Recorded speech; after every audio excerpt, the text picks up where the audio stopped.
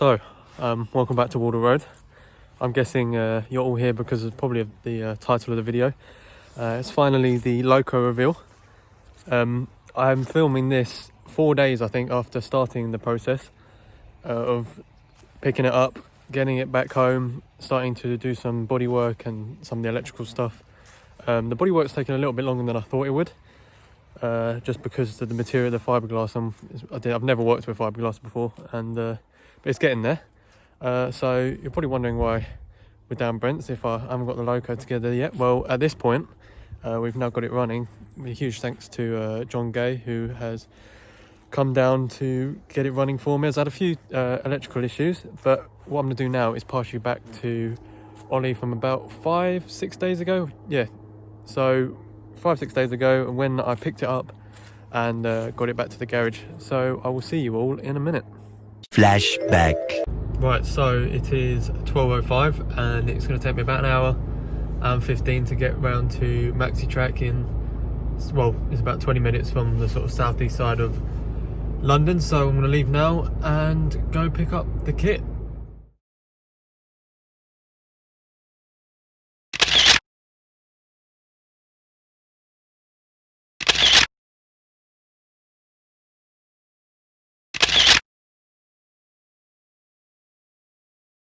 A few moments later. Well, you're going to have to excuse the mess, but we're back now. There's a 4-hour round trip. Well, about an hour and a half, actually no, about 3 hours. 1 hour, 1.5 there, 1.5 back. It comes in several boxes full of everything you need to do. I've still got all my wagons down here. Oh, there's a bit of the body. And you've got all the electrical stuff in here, the motors and everything. So, next thing for me to do before I start anything is I'm going to have a read through this.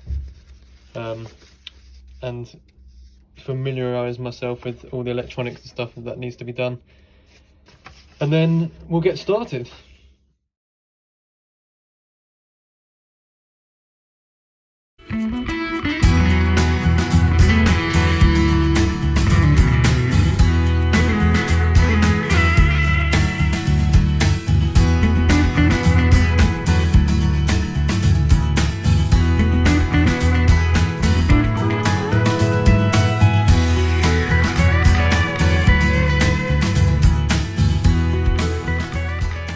So we're going to skip forward about half an hour.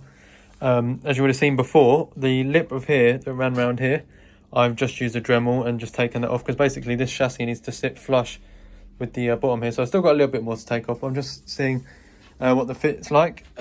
These side pieces here, it was recommended that you keep some of it for the detailing, so I'm going to leave these for now until I've got them at the right height. But yeah, this sits flush on here, so once I've filed this down, the next job will be to draw around here, because this is basically what holds it in to the chassis. Well, that holds the body onto the chassis when it's the other way around. So once I've got the ends sorted out, I can then draw around here with a permanent mark or something and then just Dremel it out. So this basically sits inside here, and then I can focus on reducing the height of these. I can't see it very well this side, but there's still a little gap between here and here that I just need to file down, and then I can mark it out. And if you imagine that the other way around, I'm going to spin the camera around quickly. Starting to look a bit more like a loco. We'll come back this way. Lots more to do, obviously.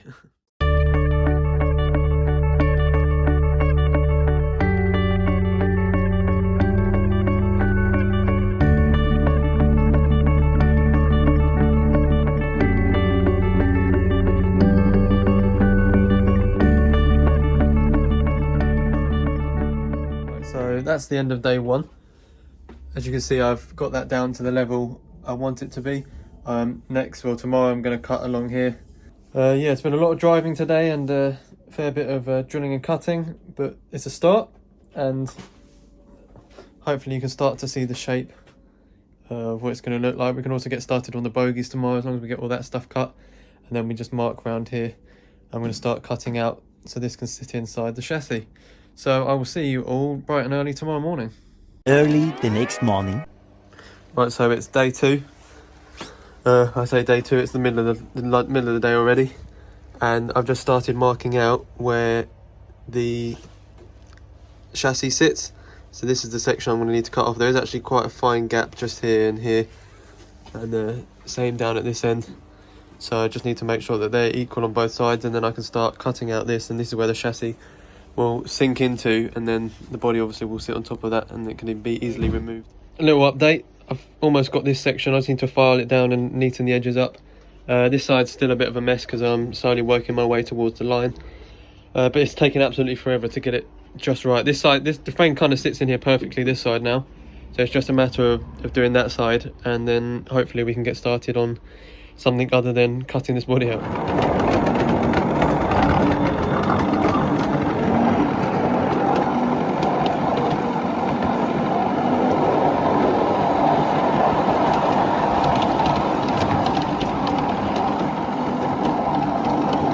Little progress update. The chassis now fits in the top here, so all I've got to do is file down and neaten up the edges. But next I'm going to take down this bit here. Obviously all this needs to come off so the bogies can turn around when they're attached to the chassis, so we'll carry on.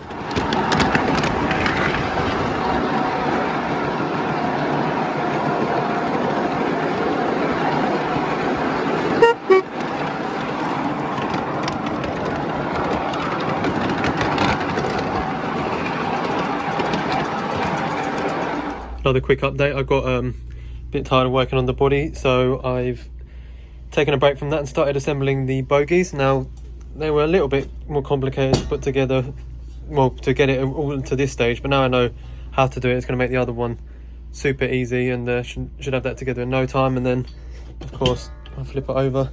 It'll be a matter of fitting the motors next. But yeah, once you know how to do it once, you can probably do it a million times, but that's it so far. I'm going to get on with the other one, and I'll see you in a second.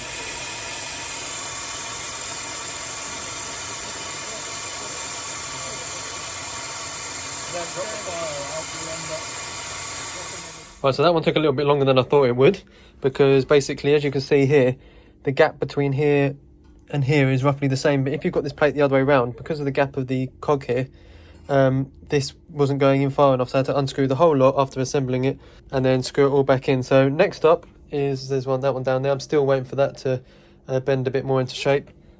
Next I'm going to start fitting the motors. So all I've got to do for this is line up the screw holes like so, and then screw these in, and it'll be easier for me to solder these once they're fixed in and not moving about. So I'm going to get all 4 of them in, as it is 2 on each axle, so it's super powerful. Twice as powerful as the Class 20, as there was only 1 on each one on each set of wheels. So I'll screw them in and be back in a second. Many unbearable hours later. So we're now on to day 3. Nice early start today, about 8 o'clock in the morning, 9 o'clock, oh yeah, 9 o'clock in the morning. Today's challenge will be to cut all this bit underneath here, and maybe start cutting out some of the windows. And I want to get a lot of the electrics done as well today. So first things first, I think I'll probably try and cut out a couple of these 2 vent holes, and then get the body off and start on the electrics. So far, and as you can see, I've started cutting away some of the vents and windows. I've still got this one to do here, but I'm just a bit cautious about this line in the middle. So once I've had a bit more practice with the easier ones, I'll come around to taking on that challenge. But as you can see, they're starting to take shape. What I've done originally, I've used a Dremel and cut out most of the material, and then I'm just going along with needle files and sandpaper to get the edges a bit neater. I'm probably going to take a break from this now and start doing some of the electrical stuff, because this is just so time consuming, and as you can see, I've got so many to do. So I thought I'd get one nearly done in the middle there, and just see what it looks like, and I'll get on with some electrics now.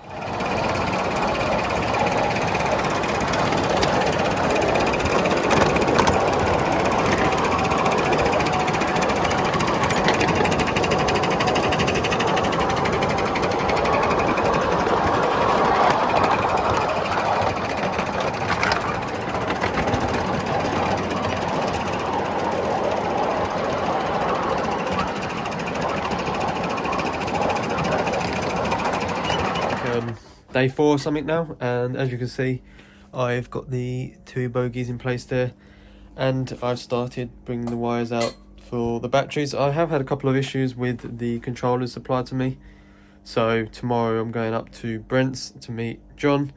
who's hopefully going to help me rectify the issue and get some stuff working, really. That gives me some more time today to carry on with the bodywork, start cutting out some more of the windows. If I bring you down this end, you'll see I've started to tidy up the middle one there, so it looks a lot neater than the other two and the head code box, but I've just got to get all the material out and then tidy it up a bit like that middle one. So loads still to do on this, obviously. I've also got to cut the fan out here as well, and then do all the windows and stuff at this side. So I will just get the car ready to go to Brent's. And just like that, we're ready to go. As you can see, it still just about fits on the base that the 20 travelled on.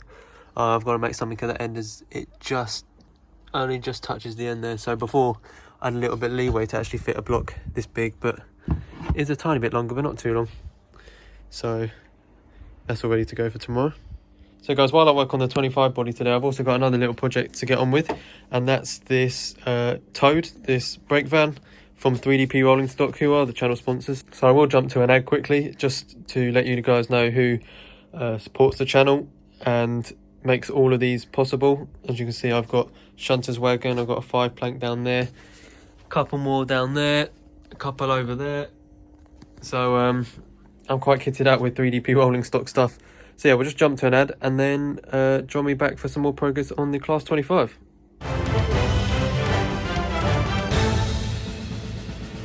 We have to interrupt this episode of Wardle Road to bring you an important announcement.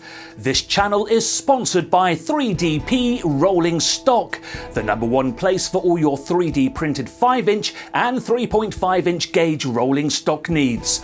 Whether it's buffers, coupling hooks, or the whole wagon. Go to the top link in the description today.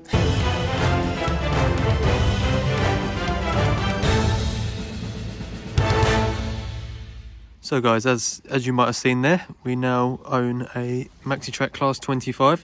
A couple of you guessed it, although the majority of people were far off. I had everything from steam engines to 66s, but this is just about what can fit in the back of my car. It actually sits quite well on the old Class 20 stand, so I think it's about 4 inches longer than the 20 was as well. But as you can see, this is as far as I've got with the bodywork. I've started neating up the front windows and the head code and the windows on the doors, and Brian, who's actually brought down his baby Deltic, he's just fitted a steam machine into it. He's just given me this fan actually, which is going to sit under there like so. So when I get around to cutting the fan hole out, that will sit under there. And he's painting as well, but it's all the little details. This end I haven't done anything to yet, and I've only just drilled the holes in there to remove the material for the vents. Before we had a couple of electrical faults. John came to the rescue here. You brought your your new F4F with you. Play with that, yep. So what went wrong? What did I screw up? So basically, wiring here. There's very set colour coding on the actual tool itself, and you need a special crimp tool to be able to crimp those plugs correctly. Now, unfortunately, Ollie, you had a bit of a short there. So inside the actual controller itself, there's 2 fusible links that you managed to pop. So what I've done is I've basically got a soldering iron out and repaired them. And now we're good to go. Yep, as well as fix your original wiring issue. And I also had the polarity of these back bogies round the wrong way as well. And you've got your 4F with you as well. This is your most recent purchase. Yep. So very kind to be bought from another fellow GL5 member. So at the moment, as you can see, there's a steam raising blower on the chimney. We've just basically put a load of charcoal in there, soaked in barbecue lighting fluid, and that will get it going. When those embers are nice and hot inside the firebox, we'll be able to put some coal on top. And when we see around about 30 or 40 psi, we'll be able to take the steam raising blower off and go over to the steam blower on the actual engine itself.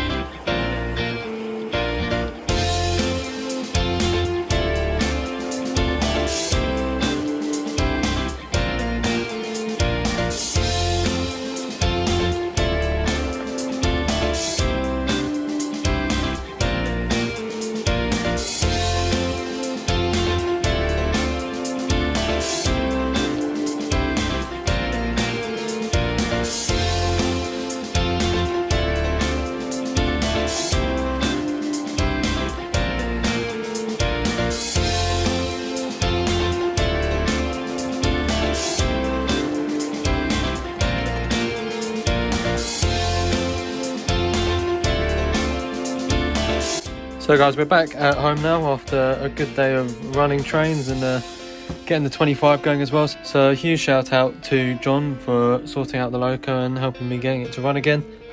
As you can see, this box is now fixed in place here.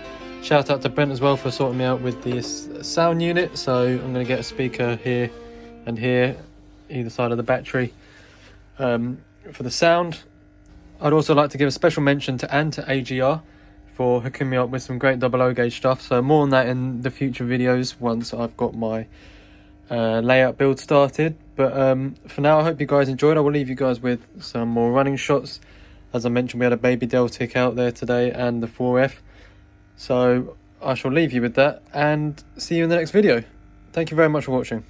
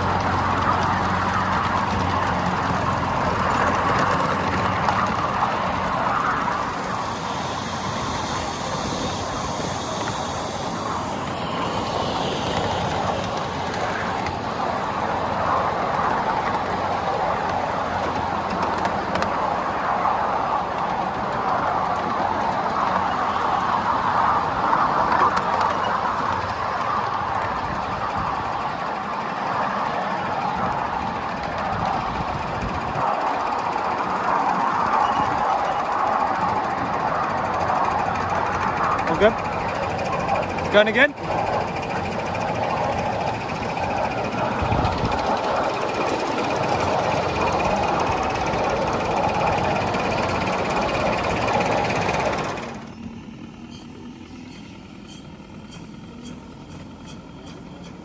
Huh? Yeah, yeah.